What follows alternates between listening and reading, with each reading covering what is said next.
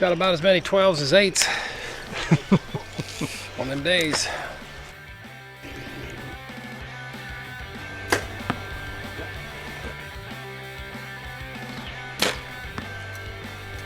Upper.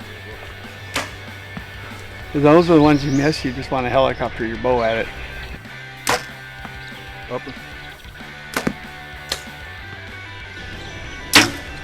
Oh God, the bottom fell out of that. That's one where your confidence can get you. Got the lower. Lower. I was just kidding about that. Yeah, you're just joking.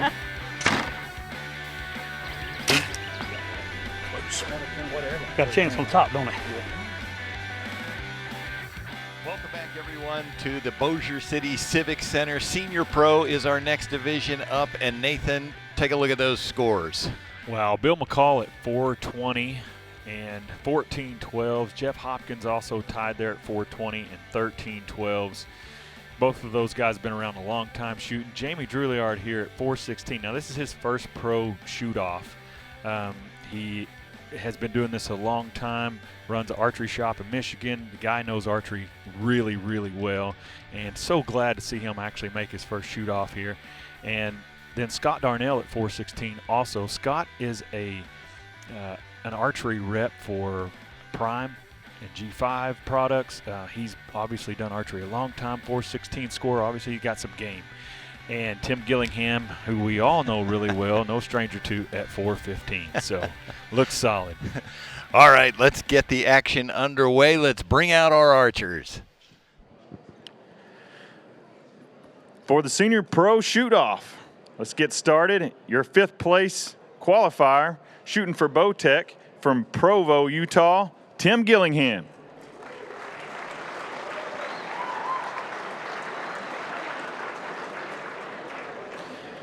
Your 4th place qualifier, shooting for Prime from Bismarck, Arkansas, Scott Darnell.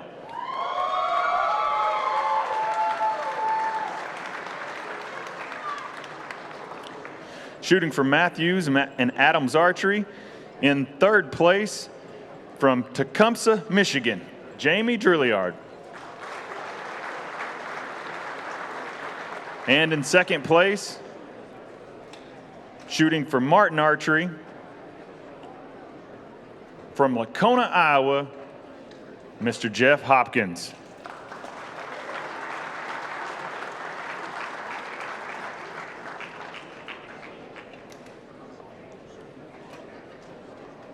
And your 1st place qualifier, shooting for Martin Archery from Mill Spring, North Carolina, Bill Mccall.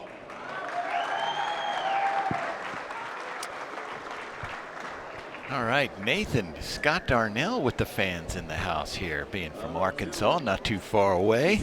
Yeah, for sure. So this is another one of our unknown distance classes, so they're going to be judging.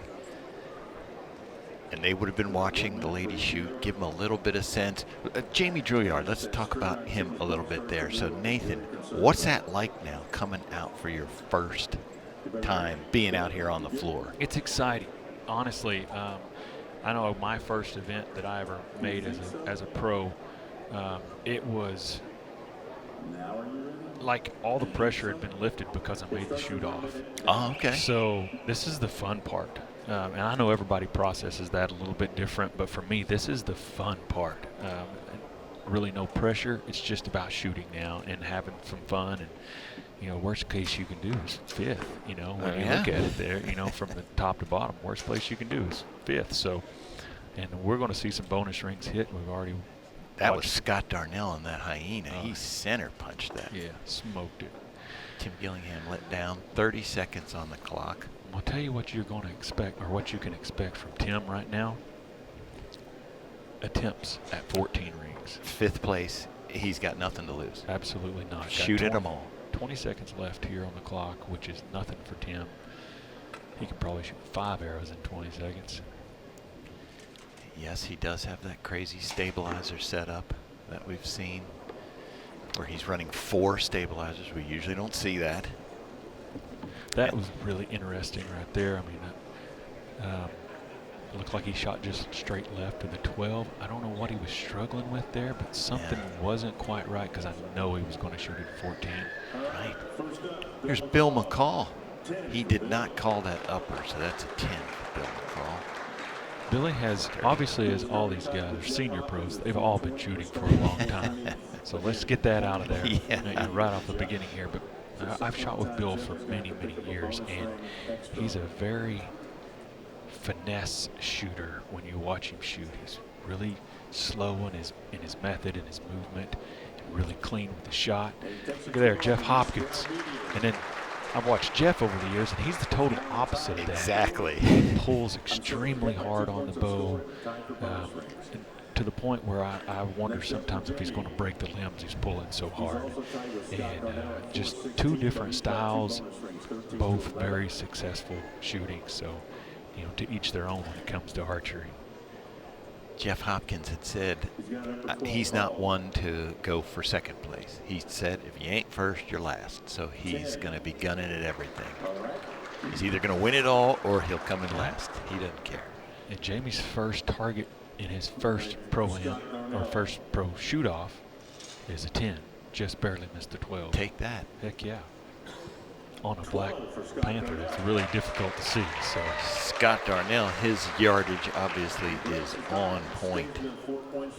Scott and I, you know, we're both from Arkansas.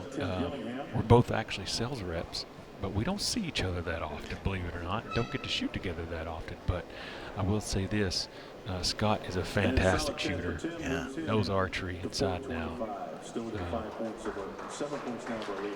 Tim with that 10. Moves him to 425, so the only real movement there was, well, no, there was some movement. Jeff Hopkins, of course, he takes over. Yeah, he'll be your Sole new leader. place, 432. Bill McCall in second, 430. And now Scott Darnell took sole possession of third place at 428. I think we'll see a lot of rings shot with these guys. And as I said before, I expect Tim to start shooting at some 14 rings. Something must have been off on that first one, as I was talking about before, that he let down. Maybe the lighting was off or he couldn't see something, because he rarely lays up on a shorter target. You see that bow Jeff Hopkins is holding, it says Legend. That's Yes. a bow that he helped design. Absolutely. Martin Archery. And he is a legend. Absolutely. Actually, he called me on his way down here, and we just talked about shooting. And one of the things he talked about was, he said, man, he said, you've shot with me a long time. He said, and you kind of do the same things. We have a big wreck on the range every once in a while. We'll shoot a ton of 12s, but then we have a big wreck. So he was going to shoot uppers this weekend, and looky there. He's right at the top. Got it. And I think maybe that is it. The big wreck is always the low arrow. Right, And right. So we talked about that before the shoot-off. He said, man, I didn't think that was possible for me to shoot all upper 12s. Yeah. Because that's just not Jeff. But obviously it worked. He did really well and saved him from the big wreck. When you look at a lot of these targets, yes, that lower, there's not much. There's a 5 for Tim. Yeah, something's off there. But if you look at these targets on the scoring rings, like he's mentioned, the lower, it's very easy to get into an 8 and a 5 quickly. Versus the upper, there's more room there in that 8 ring on many of the targets. They're all different. And the majority of misses are actually low. Right. Because of just gravity alone takes you down. So that's the majority of the misses. And the upper 12 has really become a new, kind of a new way that a lot of these guys are shooting. Obviously it's available, so they're really taking advantage of it. So Bill McCall shot a 12 to go back to 442, but Jeff Hopkins also shot a 12. Not to be outdone. Maintains that 2-point lead. So, again, knowing these guys, knowing that Jeff has his numbers right here, I don't expect him to miss hardly anything from this point out. Right. Because if he got his first one right, he'll get the rest of them right. Second one right. Tim Gillingham has always said it seems like if you judge well, then you judge better. Yes, that's If exactly. you judge worse, then you judge even worse. Yeah, you get more lost. Yeah. And it looks like Tim's having some kind of issue out there. But there's Jamie It's Oh, Scott. no, that was Scott That was Darnell. Scott, Sorry. and he just shot just right over that 12, coming off the 12 from the first arrow. Probably just a little bit strong on his number. Yep, so we stay. Hopkins in the lead, 444. Bill McCall, 442. Scott Darnell, 438. And Jamie shot an 8 on that last one, so he actually dropped 2 points there. 434. So just looking at Jeff, this is a 11-time world champion, 10-time shooter of the year, 100+ national titles. Insane. I mean, that's wins, combination titles, everything. Yeah. Team titles. He's won Vegas. He's just done it all. Yeah, he has. So they properly named that bow the Legend. And he's a farmer in Iowa to boot. Absolutely. That's why he's so big. Well, now he's from Maryland. You're right. originally. Or, I'm sorry, Delaware. Yeah. Looky there. Look at 12 that. 12 to Got another one. 12 to another one. And so Bill waited. He's We're coming watching up to full see draw what there. he'll do. See that? You see the difference is he's slow. Yeah. Just working the shot nice and easy.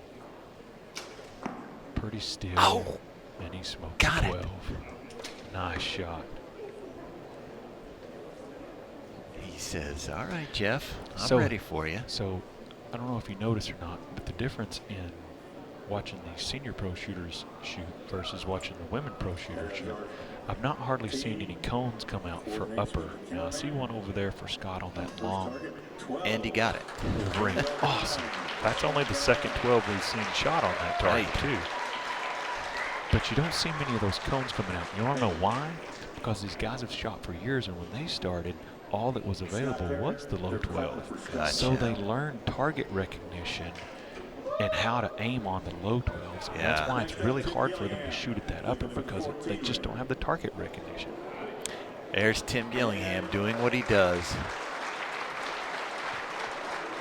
He did That's call it a 14. That's the wolf, right? That is the wolf. Look at that. Mr. Gillingham. I knew he would show up. He might not be able to make up enough ground, but he's gonna gun I for it. guarantee you, he won't stop trying. Here comes Bill McCall. Takes a 12, just like Jeff Hopkins on the Black Panther. All right, 454 for Bill. And Bill said he had a great weekend out here. You know, new range. He said it was good. It was challenging. He shot his bow well. His judging was on. He just said he had a really great weekend here. Yeah, 12 for Hopkins. and Jeff shoots another 12 to remain in the lead. Virginia on the last one.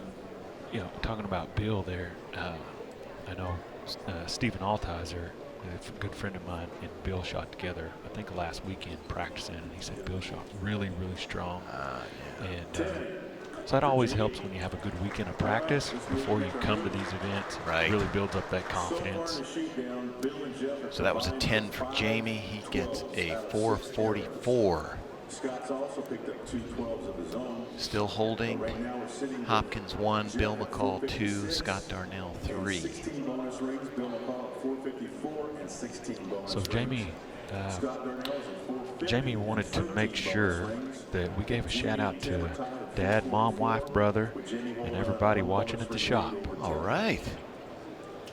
And everybody Got You know- it turned on there, watching their guy. Something about that too that I really looking at the final. like is that you see, obviously he's a fantastic shooter, but knowing that he works in the shop, runs the shop, he's so invested in archery and to teaching people and to helping them become better shooters. And so if you're in that Michigan area, and I'm not exactly sure, Adams Archery, you know, if you're up there in that area and you want to go see a guy that knows how to tune a bow and shoot a bow, go see Jamie. Jeff Hopkins holding on that deer. He is upper, and he did call He a must have upper. called upper. I don't see his cone behind him, so it's got to be in front. He is on fire. Hasn't missed a ring yet. Oh, Gillingham shooting. Just missed. That's close. That's close. I'm saying just missed, but he could have pulled that line. We'll see. Here's Bill McCall. I wanted to see his arrow on that hyena. Shot. Okay, so Just over Jeff's going to gain 2 points there. But over to 1, the Wolverine. Jamie For did call Jamie, upper. he called upper. Got it. Hey, these senior pros, they're showing that Wolverine who's boss. Yeah. Not a problem for these guys. Good look at Scott Darnell there. Looks like he's just left potentially on that wolf. Get the call here. Yep, just outside. Yeah, Scott, Scott shoots a lot of fish. He's a champion Bow fisher. bow fisher. All right. Big fish. Where's he from? Arkansas. Arkansas. Bismarck, Okay. Arkansas. Yeah. Yeah. He'll have lots of I targets. think originally down he's from Arizona, but he's been in Arkansas for a while now. there. I think Tim's just over that. He looks upset. Yep, that's an 8. You typically never have to wonder how Tim did on a target. You can just watch the expression. I love that about him. Yes. Bill McCall with the 10. Jeff's got a very determined look on his face. Yeah. Kind of He just analyzing this whole thing, but at the same time, the gas has been mashed.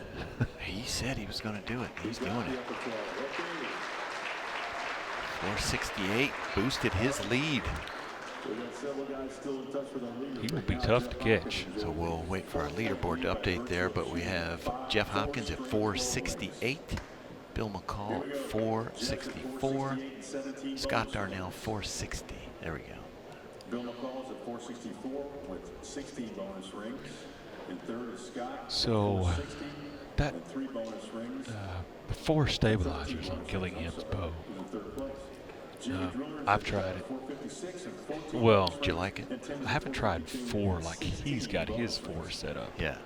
but I've tried 4, and it's really impressive what it does on a short axle-to-axle bow. And Tim is a giant, by Yeah. the way. Him and Jeff both are, 6'5". 6'5"? I think These- Tim's actually 6'7". Oh, no kidding. And so, Oh, you can see Jeff's reaction on that one. may have faltered a little bit there. So Bill's going to take a look here. Bill hasn't shot yet. He's down to 35, 34. Plenty of time, but he definitely wanted to see what Jeff did. Like I said, Bill is typically a slow, methodical shooter, so let's hope he don't need to let down. 18, 17, 16. Gonna have to get the shot off. Oh, Straight just left. Actually, he may have called for upper, I think. Yeah. So mainly just low. All right, we're going to go over to Jeff on that Wolverine, and he did not like his shot. Here's Scott Darnell replay on that Panther. I don't know if he was going for the 14, but let's look at Jeff's error here. If you notice that, they've scored that as an 8. Definitely was an 8. But I don't know if you noticed by the camera angle there, but you could see the foam kind of crinkly and everything. That makes those arrows really difficult to score at times. This is Jamie on Jamie the Wolf. Going for a 14. I like the play. He definitely had to do that, and that was the right time to do it. Unfortunately, it's 8 points instead of 14, but that's the game that we play. That's the beauty of the ASA. The risk reward. Risk reward. Is, yeah. What we just watched, now, it really wasn't, but it's like a car crash. If you want to, relate it to NASCAR, that's why people watch it, right? And Yes. they watch for the crashes. That's what this game does. It provides an opportunity for a big win or a huge crash. Huge crash. And look, There he goes. You knew it was coming. No surprise, on the second to the longest target out there, he shoots a 14. And he's moved himself off of 5th place anyway. Yeah. For the time being, within 2. He's never too far away. Actually, he just shot himself into the 6th arrow. Wait, 1, 2, 3, 4, 5. Yes, he did. Tim Gillingham just pulled himself into that last arrow. 474 is Mccall. In third place at 468 is Darnell. So that 8 hurt Hopkins a little bit. Obviously still got the lead. Yeah. But at the same time, that 8 also helped Tim because that kept him in there. There's Jamie. He's going to take home 5th place in his first ever Pro Shootdown. Congratulations to him. That's awesome. Yes, congratulations, Jamie. Good shooting, buddy. So now we're going to go to our 6th arrow. Scott Parrott's going to come out here and designate a shooting spot. We don't know where. And we know that they have a blessed buck target in the back. They can bring that out as a 6th target, or they can just have them shoot one of the 5 that are out here. Yeah, I see somebody peeking the head through the curtains down there. I don't know if they're bringing the target out. Boy, Scott is walking way down range. That's okay. So wow. Let's talk about something that happened this weekend. On several ranges, we had a few really short targets. Really short. I didn't do too well there. Yeah, let's talk about that, PJ. It can be really challenging. It is. If you don't know how to shoot that and you've never practiced it, and also that's me. From bow to bow, you can have a little change too. So every setup might present a little bit of a challenge. Now, if these were really tiny rings, like I'm talking about the size of maybe, half the size of a dime or something. Yeah. To hit that at, say, 5 yards, 4 yards, you've got to be dialed in. Absolutely. And what most people would think, if it's a 5-yard shot or a 4-yard shot, you step up and where does my arrow hit? Is it less than 20 yards? Right. So if you haven't done archery before, or close distance archery before, yes, it can really throw you for a loop. Now, I don't think they're not that that close. But that 6-yard target, okay, I put my sight at about 15, and it was shorter than that, but I actually should have had my sight at about 30. Yeah. And I would have been all right. But that's something I didn't know. Right. You guys do. And you want to make that really difficult, put it at 3.5 yards. Because then you have to have your sight on somewhere around 50, 55. Yeah. And you'll miss a mile if you don't know what you're doing.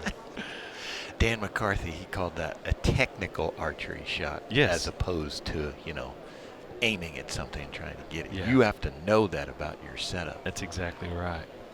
Well, this will be interesting. Several years ago, which I want to give a shout out to who we're missing here, who I didn't feel his shoes because you can't feel Darren Christenberry's shoes. But I know he's watching tonight, and our thoughts and prayers are with his family. Definitely. Lost a loved one this past week, and so just wanted to say, Darren, we love you, we miss you. You betcha, Darren. And give a shout out to him because several years ago I watched him in a shoot-off where they shot like a 6-yard target in the final arrow. Oh, man. And my man come up a little short. And it was, I may be a little foggy on all the details exactly. I'm sure he'll tell you. But I've seen this play out not as good as people would think that, or as easily as it would play out. Now, I'm going to tell you who has the advantage right here. Anybody with a triggered release. Because you're holding steady enough at that short distance that you don't have to hold forever. You can get the pin there, and as soon as the pin gets there, you can let it go. And we know that's what he's going to do. And that's what he did. 14. No doubt that's going to be a 14. I don't know that distance, Nathan? I'm trying to look out there. I'm going to say it's in the vicinity of 10 yards or so. I don't know. That's probably a pretty good guess. I'm not giving anything away by telling you this distance because they moved so much stuff. That's not going to help anybody. So Tim's going to end up at 480. So Scott is next up. He's And now he needs that 14. oh, he does, absolutely. I mean, if he does, he will take it on. I believe he's got more bonus. No, Tim's got more bonus rings. so he needs the 14. He has to have a 14. He can't shoot a 12. No. He has to have a 14. Yeah, and he got it. No problem. So he sews up minimum of third place. Minimum here. third place. Scott says, I'll take it. 14 for Scott. Yeah, One of Scott's fans. Yeah, out there. Scott's got some fans. Listen, I'm from Arkansas. Everyone that knows me knows I'll never call the Hogs, but I'm going to tell you what, there's some crazy Arkansas Razorback fans out there, and I think we got some in the crowd tonight that love fellow Arkansans. All right, Bill McCall up next.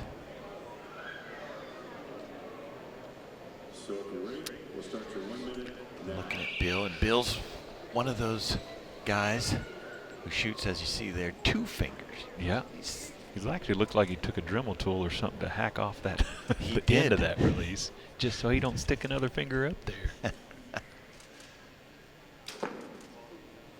Shoot, Center 10. Center 10. I guess he didn't really feel like he had anything to gain or couldn't catch Hopkins maybe. I'm not really sure on that play. 2 points Now let's, behind. maybe Maybe he was trying for one of those 12s. Well, it could be that he was unsure of exactly how to shoot that. And Right. so knowing that he could shoot center 10 and obviously save second place, Yeah. he may have been thinking that. So all Jeff has to do here is just shoot a 10 ring. And Yeah. I've seen Jeff shoot at 14 rings when he shouldn't have. And I would think he's learned his lesson.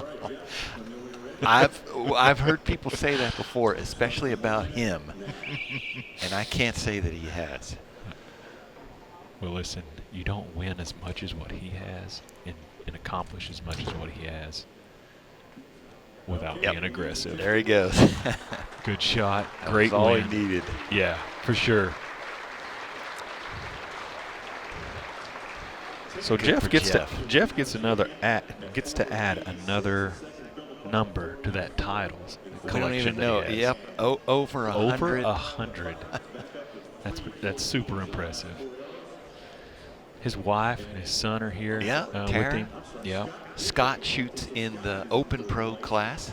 he does. I shot with him last tournament, actually. I got to shoot with Scott, and that was fun. He shot really good, too. Took it right down to the wire, almost made the top 5. And I can tell you, nobody was happier than Daddy. Oh, yeah. Jeff is super, super proud of that young man. Absolutely. And he's got a lot of reason to be. Yep. He's going to come on over here. Jeff is to the interview area. He's going to get that headset on there. Now he can hear me. Jeff, how'd you like that last target? Part of archery, I guess. It definitely made it a lot stressful. Tell us about your weekend. You had a great weekend. Yeah, I mean, this weekend's been great, but it's also kind of a sad weekend for me. I don't know if everybody knows, but Steve Mack had a stroke. And Steve Mack's with Classic Archery, and man, I got a heavy heart thinking about him and his family right now. And, I've known Steve since 1993 when I started coming to these things. I actually traveled with Steve the first one. And so I'm really need everybody's prayers for him and thinking about him right now. He's in the hospital here, had a stroke yesterday. We certainly wish him the best. Absolutely. Well, Jeff, we had a conversation, I guess it was Tuesday afternoon, or Tuesday during the middle of the day. You called me on your way down, and we started talking about the wreck that we me and you have on the archery range. We'll shoot a ton of 12s, and all of a sudden we'll just have a big wreck. And you didn't have that big wreck this weekend. No, I didn't. I listened to your advice and stayed out of the 8 ring a lot. Yeah. But actually, the conversation started where it was $100 an arrow, and I was going to stop. We're going to shoot in your yard. That's true. That's exactly. And you didn't take Scott and I up on it. I balked. Yeah, absolutely. I don't blame you.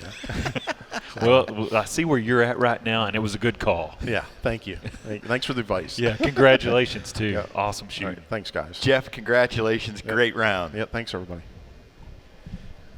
Big win there for Jeff Hopkins. Congratulations to him. Folks, don't go anywhere. We'll be right back at the Bossier City Civic Center for our Open Pro division. We'll be right back.